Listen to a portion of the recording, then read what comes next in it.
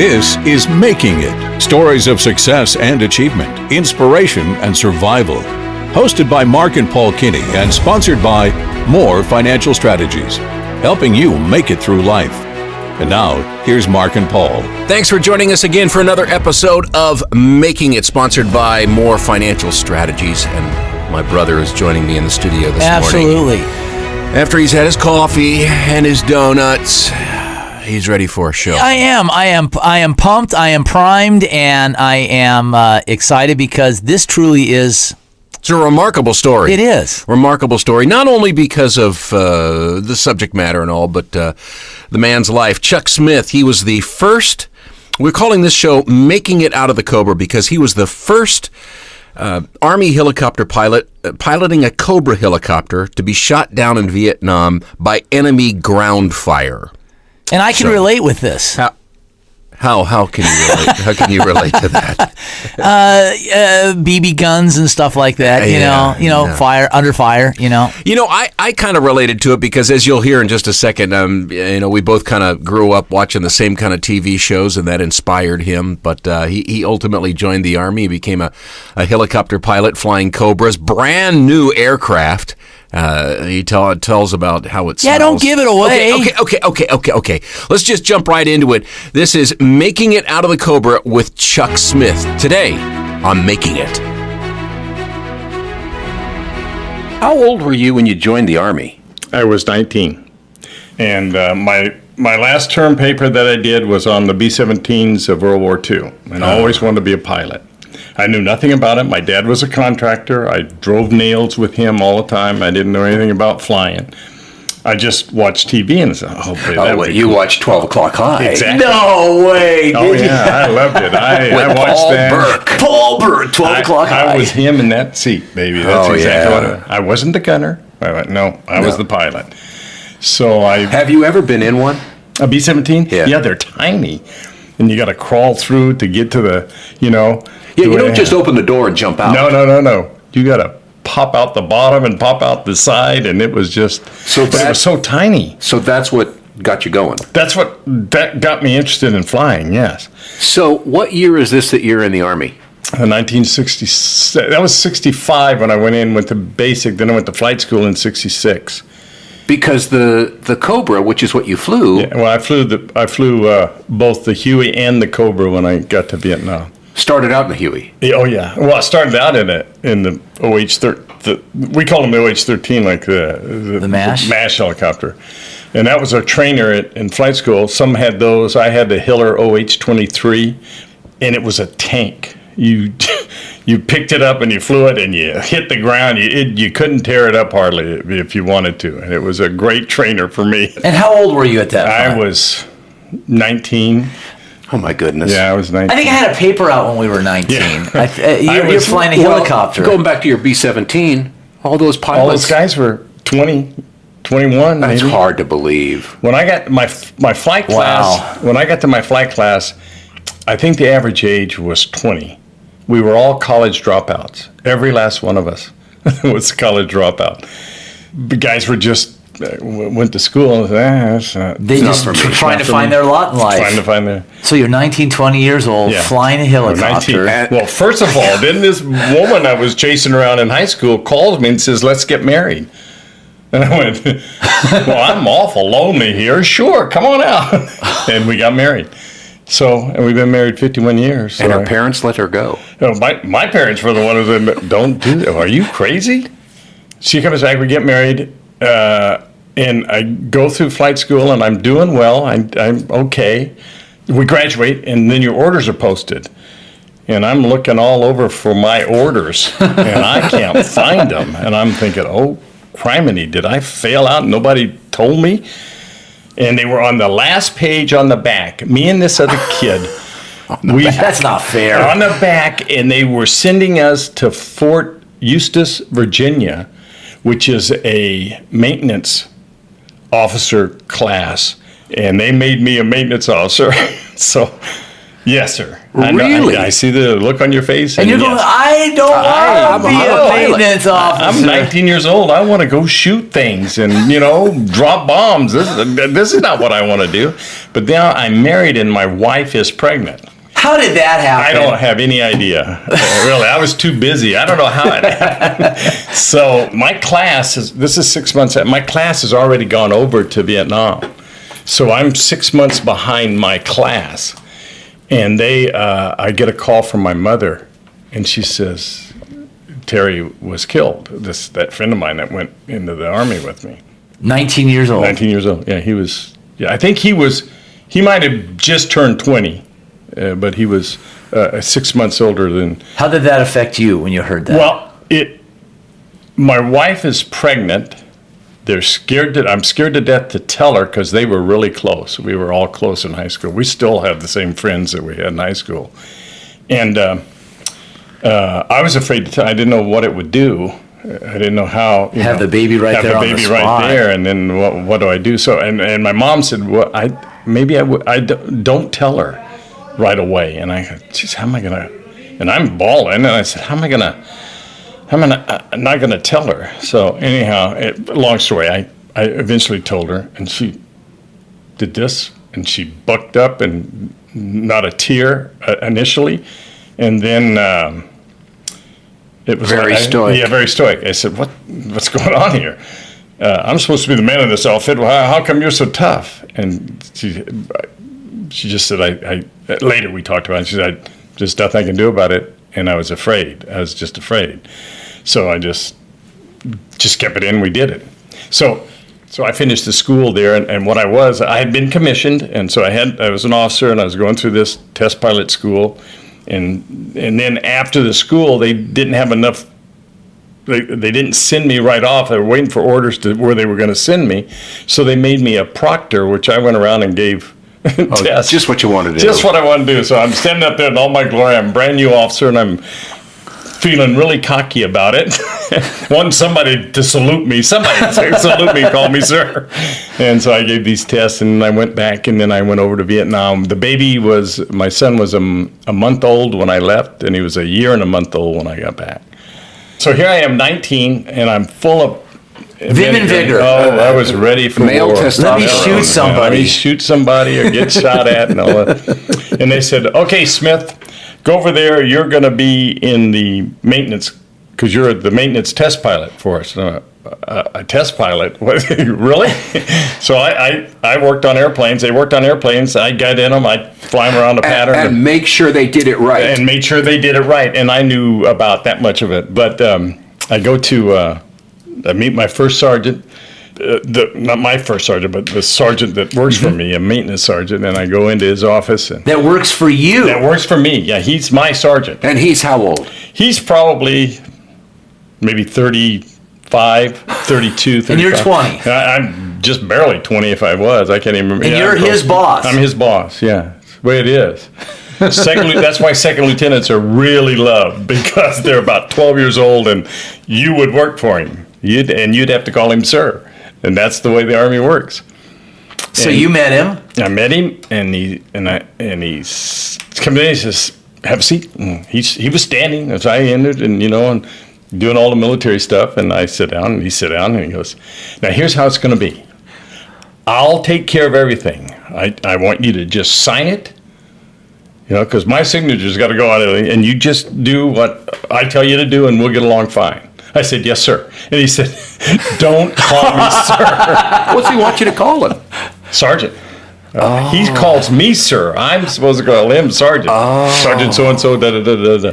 And we got along famously. I mean, I was naive, but I wasn't so naive that I didn't know that when I put my name on something, I had better read it and know what's You going weren't on. stupid. Yeah, I wasn't stupid. I was slow, but I wasn't stupid. So I did what he said, because he knew the system. That's what they were saying. Right. He knows the system. You know nothing about what you're about to do. You know how to fly a helicopter. Yes, sir, I do. But you don't know this maintenance Protocol, all that. So I'll take care of that. You just take care of the other stuff. When you went over, were you scared? I remember in the airplane, all the people in the airplane were troops going over.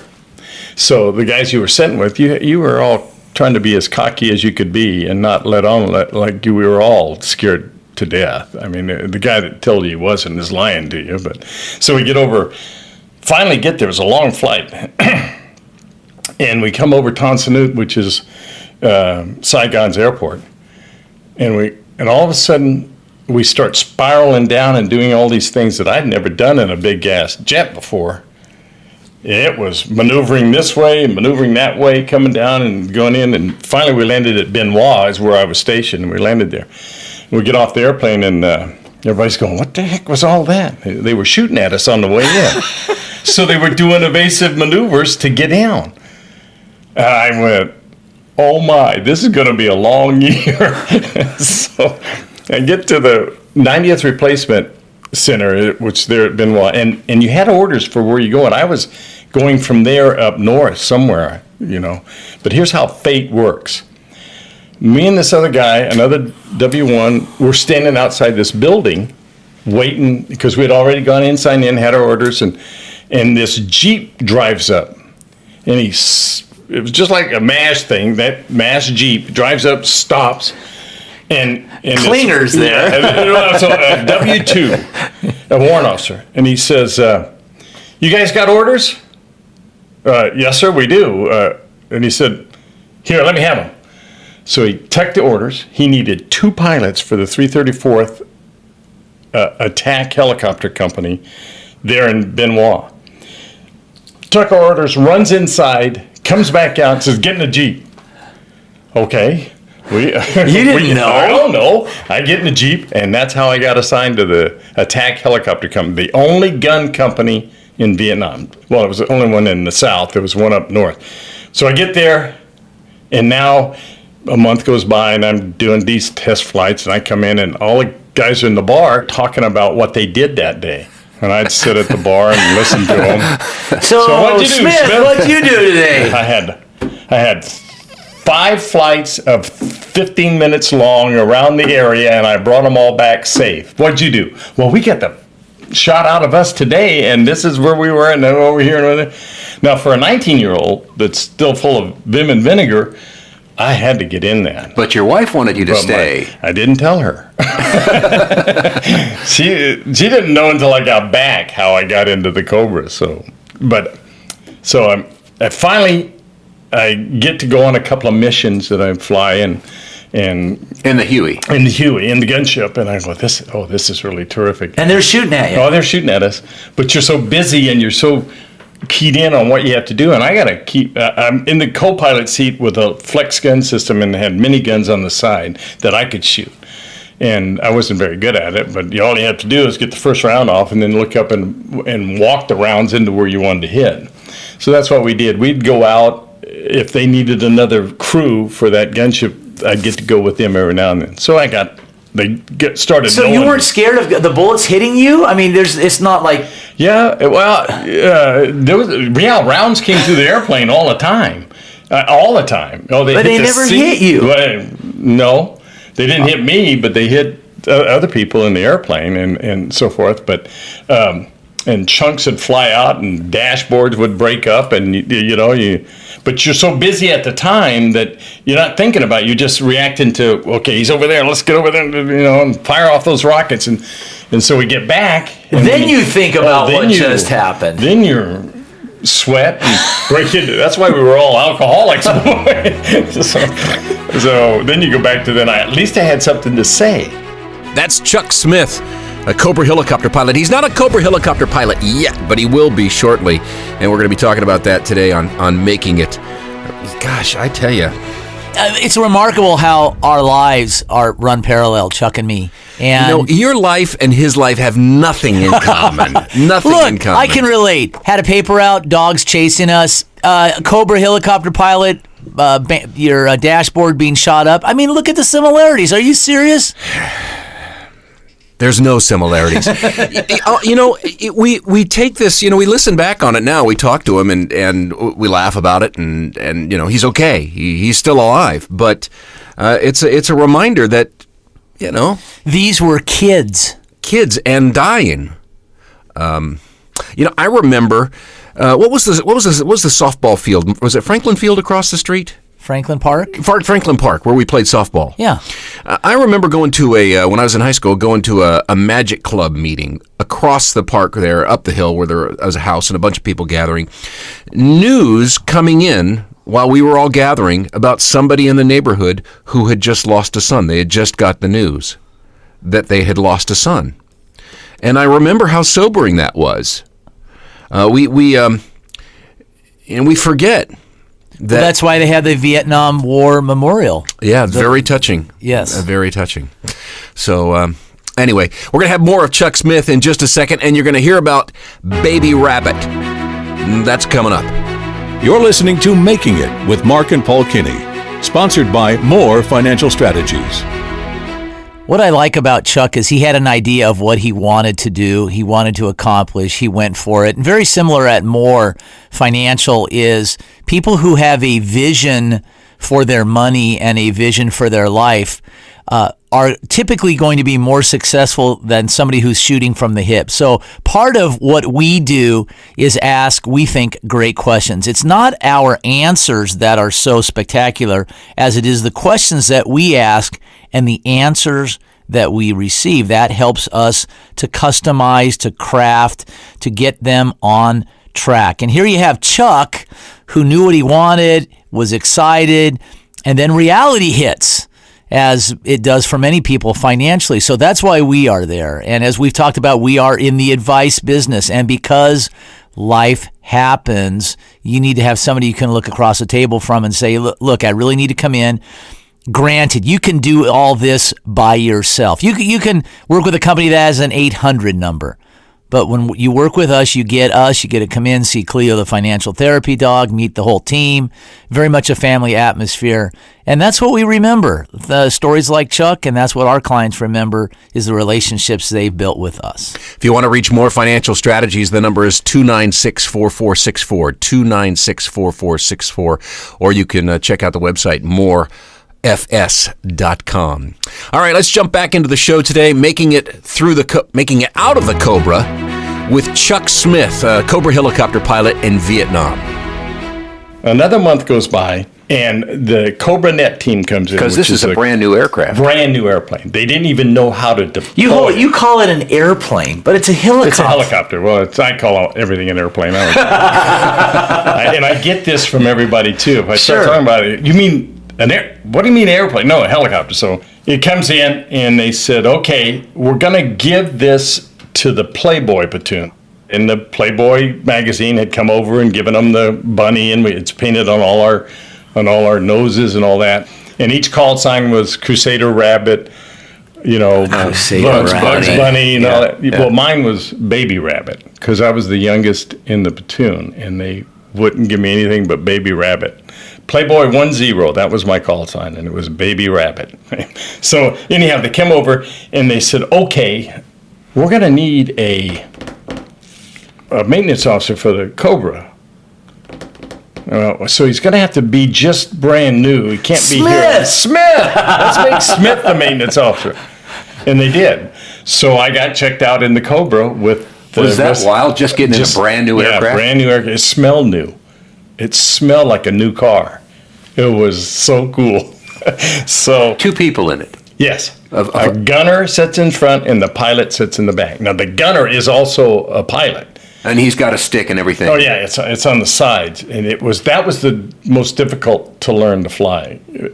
You had to, it was nothing between your legs. Nothing between your legs, because you had the gunnery stuff was all in the legs, and you had another flex system that flexed it a little bit. It ran the nose turret on the Cobra. So that lasted about a month, and they were coming back in, and I was fixing them. Yeah, I was fixing them, flying them, and all this, and we were hot stuff running around there. Our commanding officer came over and he goes, I don't care what you do not lose one of these airplanes.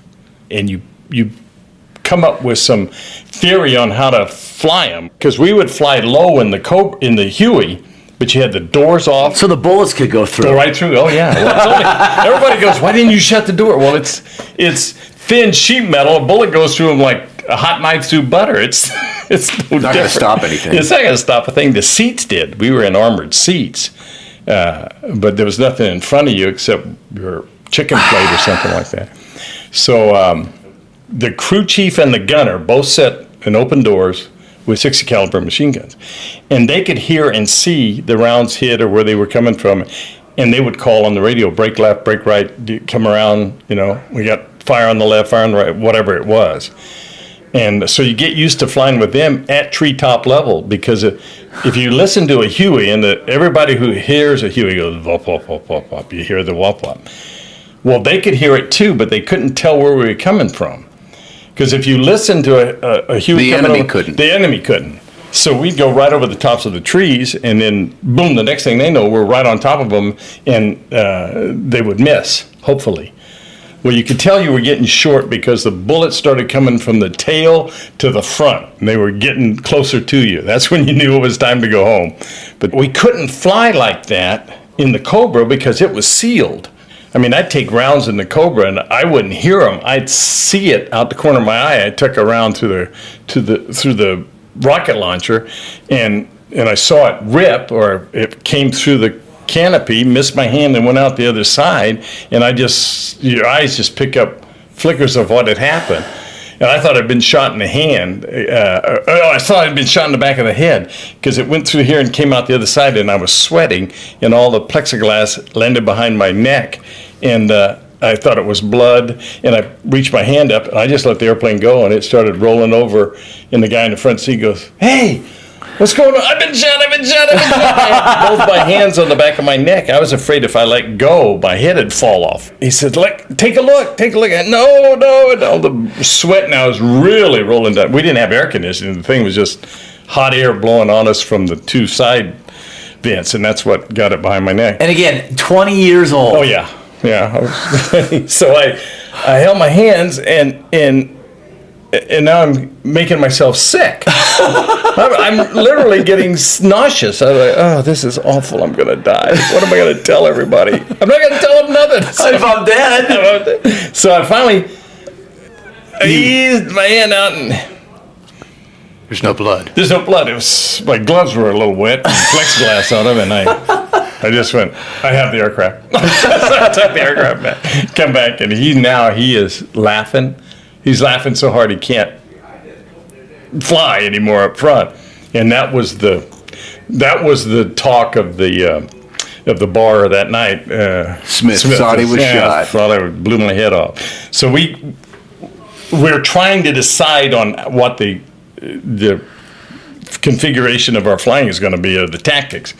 So we started like the Air Force did. We said, okay, we're going to start at 1,500 feet, go down and maybe break off about 500 feet, something like that, and allow the other ship to come back around and cover you.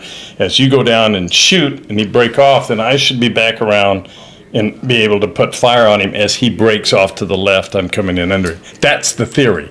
And that's what we did those first year through the Tet Offensive even, because it was 67 to 68, and the Tet Offensive started right as I got really good at the Cobra. And they moved me up to fire team leader, and that's the fire team leader was the guy in the front. Wingman is the new guy in the back that. And my claim to fame, according to my company commander, was I lost the first Cobra due to ground fire in Vietnam. So tell us what happened. What was the date? You remember? I don't want to talk about it. No, it was. Is it hard to talk about? No. Well, no, it isn't. I mean, I've told the story so many times that it's gotten better and more flamboyant. How much is this aircraft cost? Oh, I think at that time it was probably almost $1 million. I mean, it was cheap. Now you can't even touch them for 13, 14 million. There were even more than that now. But yeah, it was about. So what happened?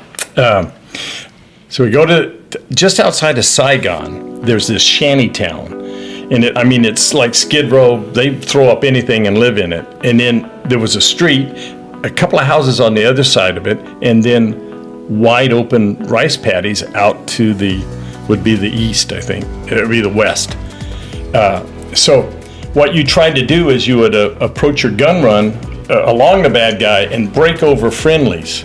But if you looked at it, if you went down, if you got shot down, you were shot down in the middle of these houses and streets, and it was just, there was no place to land. So we elected to go out over the rice paddy where we could land. So he started his approach, and we started about 1,000, 1,500 feet, and I was expecting to break off about 700 feet. And that would allow me to start covering his break and give him time to get back around to cover me as I'm going in for my fire run. And every time he'd come in, he'd drag me down lower. And he'd be all right because I got my gunner on it, but as soon as we quit shooting, I mean, they were just shooting the poop out of me. I was getting hit and it was just awful. So I come back around, I told him, hey, don't go down as far. You're getting me shot up, and let's try another tactic. Yeah, I hear on the radio. And he'd go boom, back down to the very same thing. He was getting target fixation every time he'd start down. And so the last time he goes down, gets the same, and I told my partner, I said, man, just start putting fire on that street because we're not going to, when he breaks off, we're going to get the poop shot out of us. And that's exactly what happened. I started pulling up and I feel the aircraft go boom, and it jarred real hard, and the minigun was going, and when the minigun's going, all the instruments just shake. You can't see them, and you hear this and that's all you hear. So as the minute he quit shooting and we were pulling up and looking out our right side, I hear doo, doo, doo, doo, doo, doo, and that's the gas producer quitting. Then of course I can see the gauges, and now all the Christmas tree is lighting up and red lights everywhere. Red lights and yellow lights everywhere. So you'd already in your mind resolved that you're going to have to land this I have to land it. I got to get it. And so my partner is up front. Now he finally gets through and he can hear what's going on. He goes, "What's the matter?" And I said, "We're being shot down." He goes, there was a pause, and then there was a ah, and he screamed all the way to the ground. There was nothing else for him to do. How's that for a cliffhanger? It's not like it's on TV where they pause for a commercial, they come back, at the end of the show, everybody's fine. Well, we realize Chuck made it, but what a harrowing experience. You're not going to want to miss this next segment. Yeah. We're talking with Chuck Smith, a helicopter pilot in Vietnam, the first Cobra helicopter pilot to be shot down by enemy ground fire. Do you believe in fate? Absolutely. And it's, I'm sure what he was thinking at this time was not, am I going to die, but this aircraft that has been entrusted to me, I am going to get my butt reamed if I come back and they say, Smith, what did you do to that airplane? Not helicopter, but airplane. Yeah, I think that's coming. So stay tuned. There'll be more of Making It in just a second. We'll be back with more Making It right after this from More Financial Strategies. Time now for our section we call Making It Through Life with Mark Kinney, my brother, at More Financial. The bro? The bro at the... The bro? My kids hate that. Time to, I don't know, I can quiz him on things. Let me ask you this. Sure. One of the reasons we do this show and make it different than every other show that you hear, especially from financial guys, is, we want it to be different. We want it to be entertaining. We want it to be different. That's the best way I can explain it. What makes, there's lots of financial guys out there, and you're not a stock guy. You're not looking at the markets all day. That's not what your thing is. But what makes you different from a financial strategy standpoint than other guys do? That's a great question, because what we strive to do is what we call the more difference. Everybody wants more.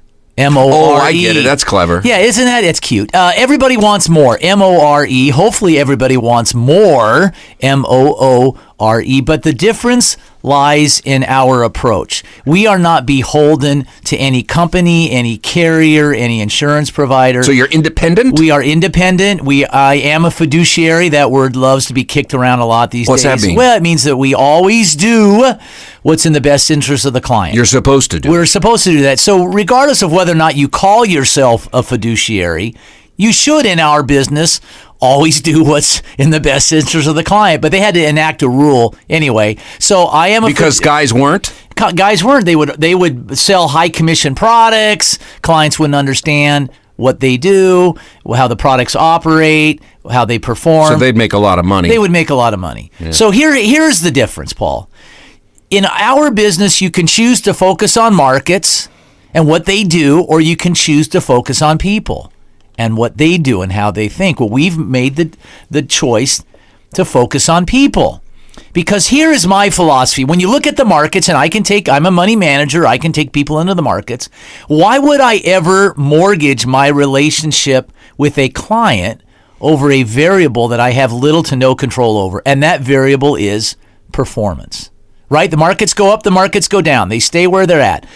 So what we have chosen to do is when we focus on people, it's a collaborative effort, but we are going to be looking at the markets, but we're also going to be looking at things like annuities, which will guarantee you income for life. We'll look at cash value life insurance, as much as many of the financial pundits hate that product. Yeah, there are, you Google it and you will see.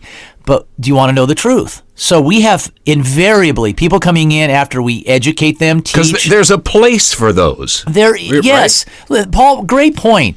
Products are neither good nor bad. They're either appropriate or inappropriate. So if they are appropriate, why wouldn't you want to have them as part of your portfolio? Look, we have all the white papers. We have all the documentation that you could ever choose to read. We will leave with that. But at the end of the day, people are looking us eyeball to eyeball and asking us, will you take care of me and my family? Well, they're going to be looking through your thick glasses. Yeah, they are. And they're going to go, are you even blind? What is with your glass? Anyway, so. Give Mark a call. 296. We should have said that. If you dare that, yes. Well, your eyesight has not always been great. 296-4464. Mine isn't much better. Hey, remember when we had the paper out? I'd always come back and say, I porched all the papers. Remember that? I porched all the papers. You did, but you had to walk up and throw it on it. 296-4464. More financial strategies. 296-4464 or morefs.com. Let's jump back into our show, making it. Come on, Chuck, pull us out of this. Yeah. We're going down. We're going spiraling down. After that last thing. Absolutely. Chuck Smith making it out of the Cobra.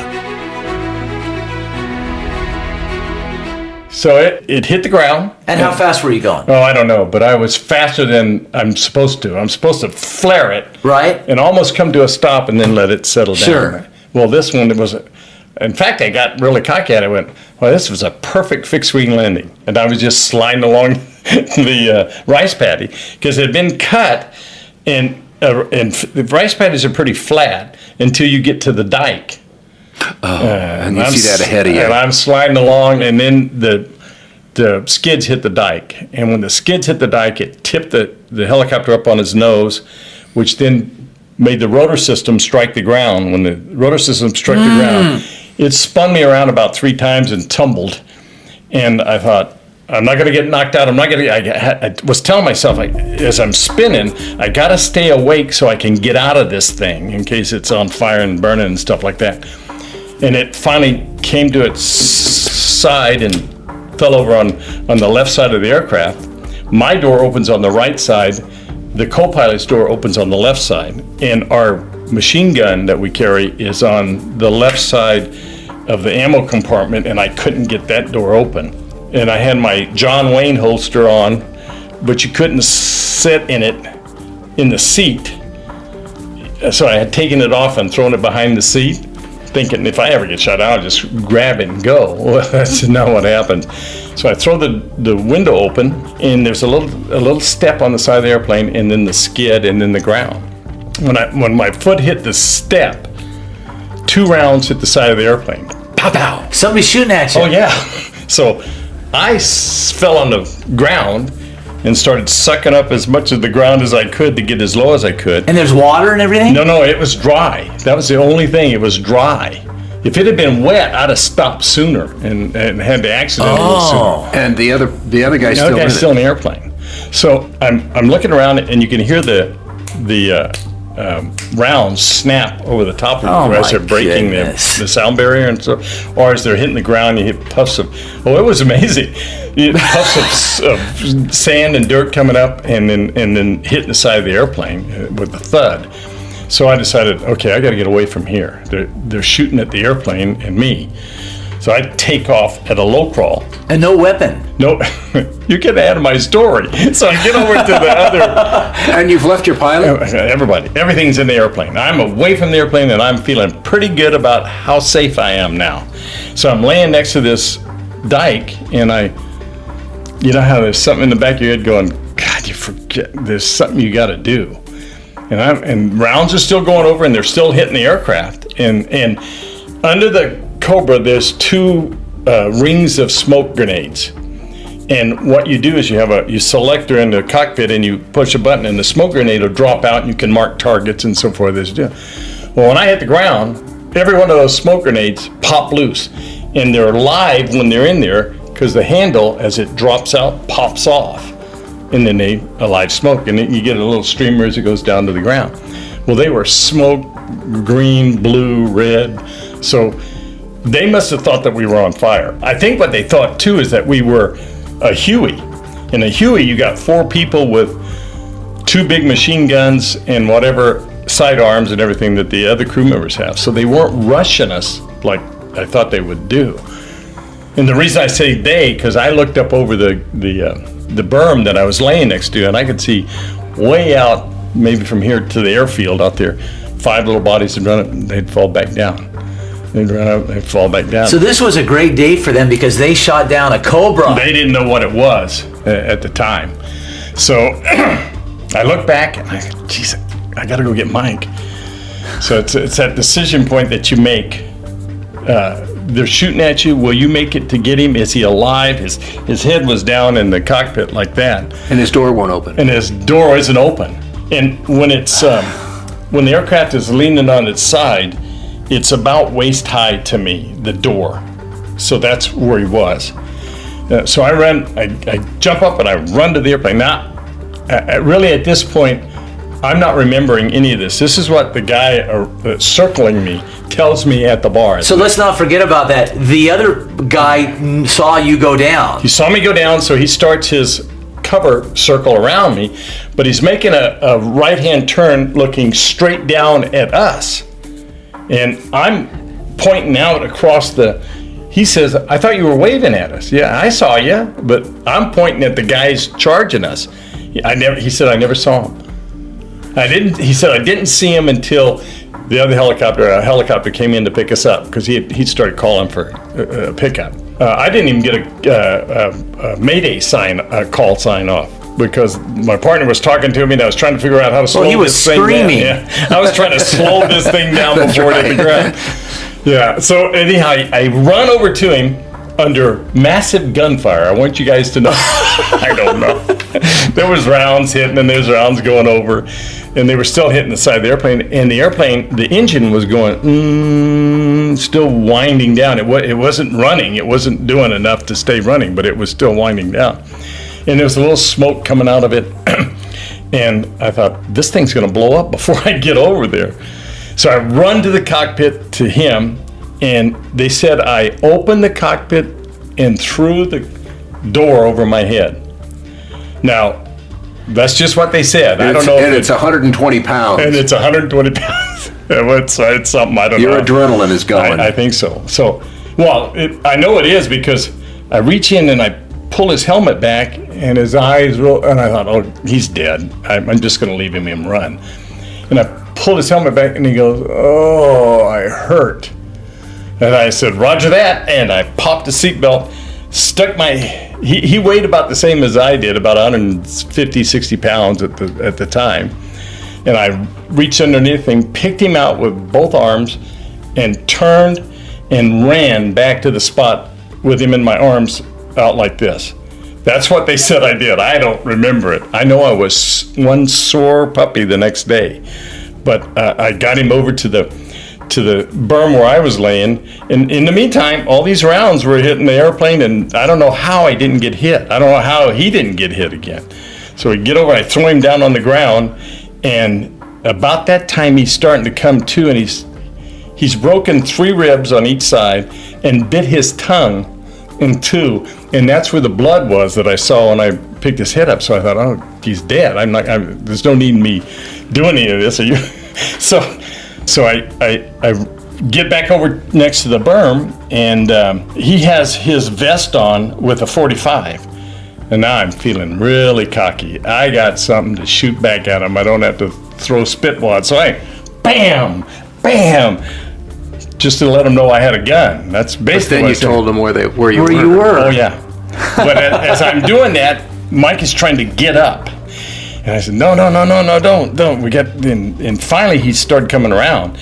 And I look back, and here comes this D-model Huey screaming in.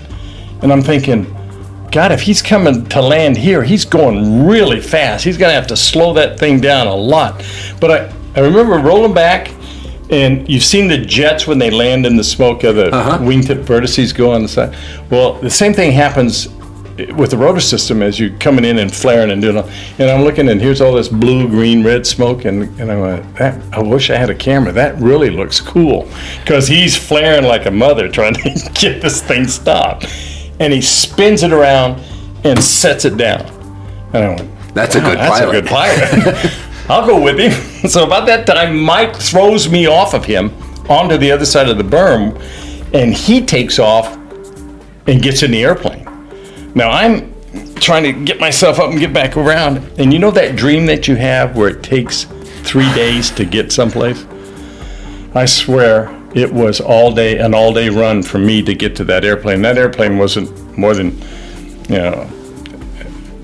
20, 30 yards from me at that much. But it was slow motion. Oh God, it was so slow. And the crew chief leaned down and he says, "Come on!" I could remember seeing him go, "Come on!" You know that slow motion.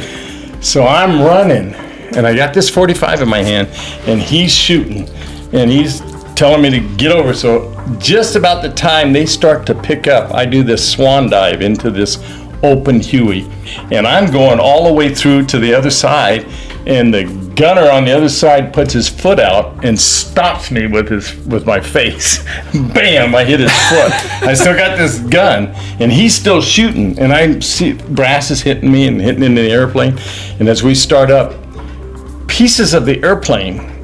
I've never been in the back when a Huey's been taking fire. Well, it's taking sheet metal, and we have this little blanket thing that goes over the top of the airplane, top of the helicopter, and the sidewalls, and it's made out of spongy rubber and naga hide, basically, and I could see it. It's just disintegrating as the rounds come through, and they're not hitting anybody. I'm thinking, holy, how is this happening? And so I've never been in the back. I thought, I got to get tiny, but I got to help them shoot because they're shooting at us. So with your little gun. With my little gun, I reach around the gunner and start shooting. Now here's a busy man with a 60. He goes, "What are you doing?" What are you doing? And he couldn't talk to me because they're on headsets. So he just backhands me. It hits me and knocks me back into the airplane. And I just sat there quietly like a little lamb. Leave me alone. I'm fine. I understand. So what were you doing when you were 19 or 20 years old? I had a lawn route. No, you'd done with the lawn route by then. I think I was delivering drugs for McCarthy's Pharmacy, remember? Yeah, in the 72 Pinto. Yeah, I had the Pinto, which was very much like a Huey. It was a fire trap, was getting shot at. So very, very similar. Yeah, we're talking with Chuck Smith. First Cobra helicopter. First, yeah, I guess I'm going to get this right. First pilot flying a Cobra helicopter to be shot down by enemy ground fire in Vietnam. 20 years old. Yeah, 20 years old. Yeah, I was driving a Pinto around the streets of Santa Rosa. Yeah, and coming up in the final segment, you're going to learn how he almost got court-martialed. He almost got court-martialed, and you'll never guess why. You'll have to listen to the next segment of Making It. You're listening to Making It with Mark and Paul Kinney. We'll be back with our final segment right after this message from More Financial Strategies. So at More Financial, very similar to Chuck. That's why we relate so well with Chuck. I think that's what it is. His life challenges, and when you have to make split-second decisions, who do you turn to? Who did he... Chuck, not you. Yeah. Who did he turn to? He had to run back and get Mike out of the burning airplane, as he calls it. Yeah. So very similar with what we do in terms of taking care of people. We put our clients first. At the end of the day, I know I've had a great day when I leave and I'm exhausted. I've given 100%. So very similar to Chuck.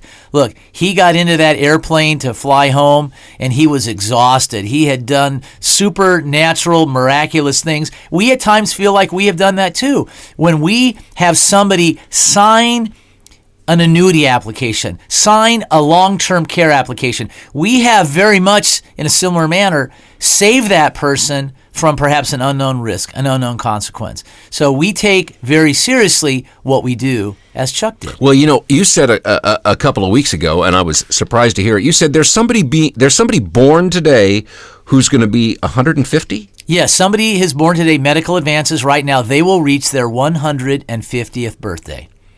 Isn't that amazing? What's the quality of life going to be? Yeah, I don't know, but there's a lot ahead of you, and you got to make sure you got to be covered. prepared. Yeah, you got to be prepared. Chuck was prepared that day. He had that little handgun. Yeah, he had that little handgun. Here's our final segment today on making it out of the Cobra with Chuck Smith.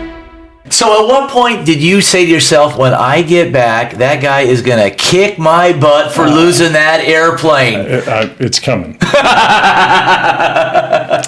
So we get to Tan Son Nhut, the airport there at Saigon, and everybody's looking at Mike because he's the hurt one, and the gunner who hit me several times comes up to me and he goes, "Are you okay, sir?" And I said, "Yeah, I'm great." And he goes, "No," and he points at my chest, and I look down at my chest, and I'm covered in blood, my blood.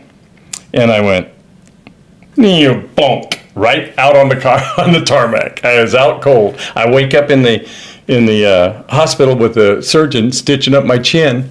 I got a Purple Heart out of that. It was because the guy hit you? No. He hit me in the face. Okay. This was from gunfire? I don't know. It could have been a bullet going through. Could have been anything. I don't know. But it was my Purple Heart. So I got a Purple Heart out of it. The guy you were following. Yes. Did he ever get any heat? He went back to the bar and told his story. I get back to, that's how I find out all this. I get back there. And because he's responsible. But well, Well, we had a conversation about it, but I wasn't. He was older and taller than me. I wasn't going to take him on. I wasn't that kind of thing. But he felt.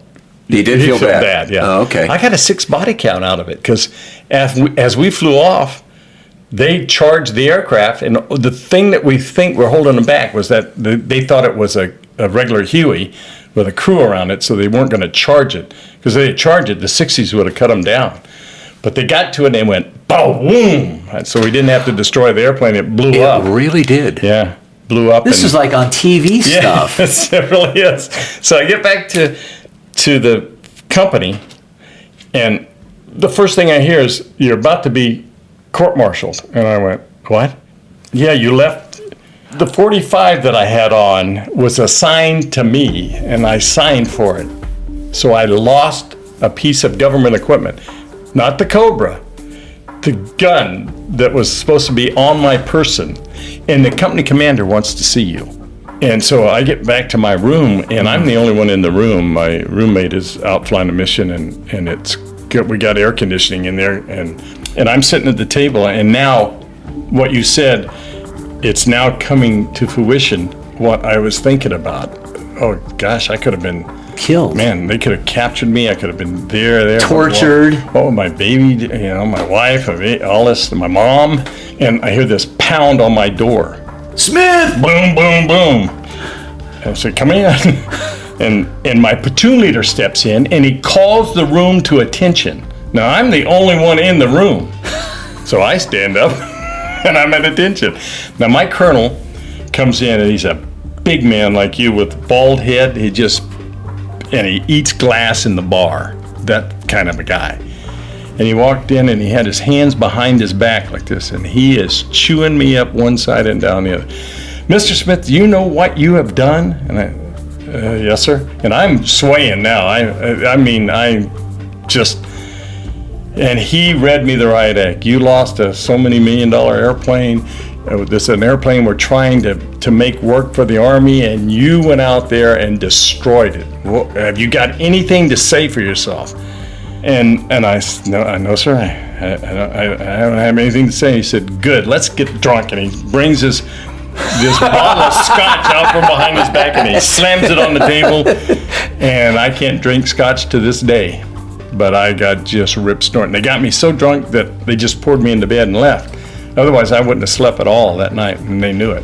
It was just kind of the thing they did. Is that right? Yeah. They knew. They knew. They'd all been through it. They'd been through it with other troopers. So like getting bucked off a horse, when did you get back in a helicopter and fly your next mission? How much sooner after that?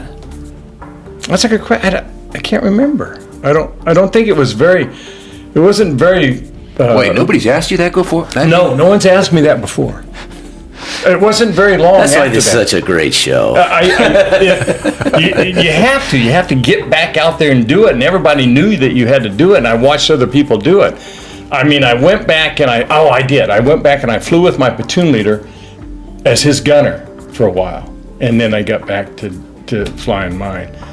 But all of this story, the next day I'm going into the bar and all of this story now is coming out from the guy that was flying overhead. And when I walked in the bar, they all stood to applaud. Wow, look at you. And I was so sore, my back, my shoulders, my arms, and I complained about it. I said, I'm really feeling, and I was asking one of the guys that had been shot down before, is this how you feel? He goes, no, I think you need to hear what happened. And then he started telling me what happened, and when I carried the guy out. Well, did you get an award for that? Yeah, Some medal? I got several medals. I got a Bronze Star with a V. I got Distinguished Flying Cross, and a couple other things. And first Cobra shot down. Yeah, and the first Cobra. But let me ask you this. It doesn't appear that you suffer from any PTSD. I don't think so. When I first got back, my wife said I'd mumbled in my sleep and I'd fly a mission. She said you'd actually call out call signs and talk about taking off and coming back and so forth and so on. But I didn't have any kind of, oh, this is terrible, I'll never be the same. I didn't have that. Wow. I think because when I got back, I became a cop. And I thought I had witnessed everything that I could witness in Vietnam of human, the things humans do, degradation that they do to each other. No. So you were a cop for 30 years? 32 years. I came out of the Army.